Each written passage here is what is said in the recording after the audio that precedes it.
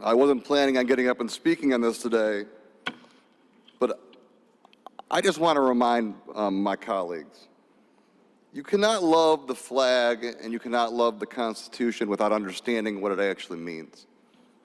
You don't get to tell people when they get to protest or how they protest. That's not how it works. And for people to sit in this room and try to have this false outrage. You know, I love my country. I love it a lot. But I love it like an adult loves their parent.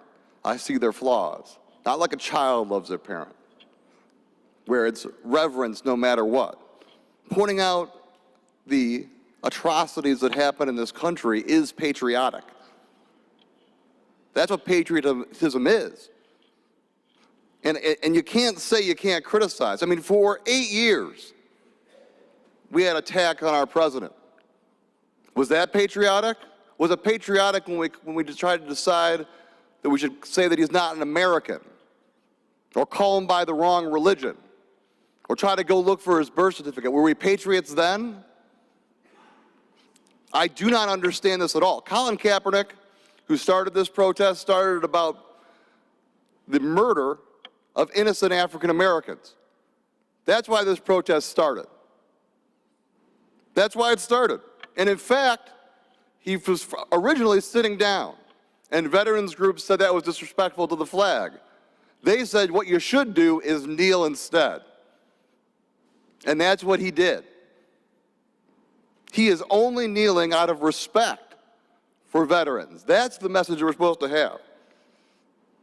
Where is the outrage on the other side of the aisle? You want to talk about the presidential candidate from last year. I'm a little sick of talking about the last election. But let's talk about our president. A president who stands up and says that people that are marching through Charlottesville saying Jews will not replace us, carrying the flag of traitors. You want to talk about history? The Confederate flag is a flag of traitors.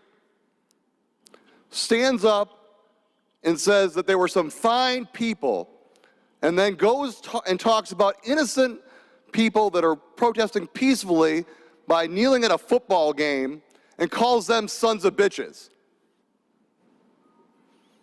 If you don't see the hypocrisy there, if you don't see the ridiculousness, the racism there, if you don't see the ridiculousness of the idea of saying that those who stand with hate are fine people and those that are peacefully protesting are sons of bitches, and I don't know what's wrong with this body. And I'm sorry to the people upstairs, they had to hear me say that in front of children. I apologize. I'm just quoting our president.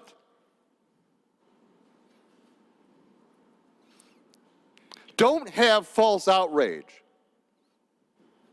My grandfather served in this country, but we serve for a reason. We serve so people have those freedoms. That's why people serve in our military. They serve because they love America. You don't not love America because you take a knee. But I don't want to hear one more talk about the First Amendment, about Constitution Day, about teaching the First Amendment in our schools and all those other important things. I believe in that strongly. But that means that you respect both sides. You don't call them degenerates in a Facebook tweet, a Facebook post.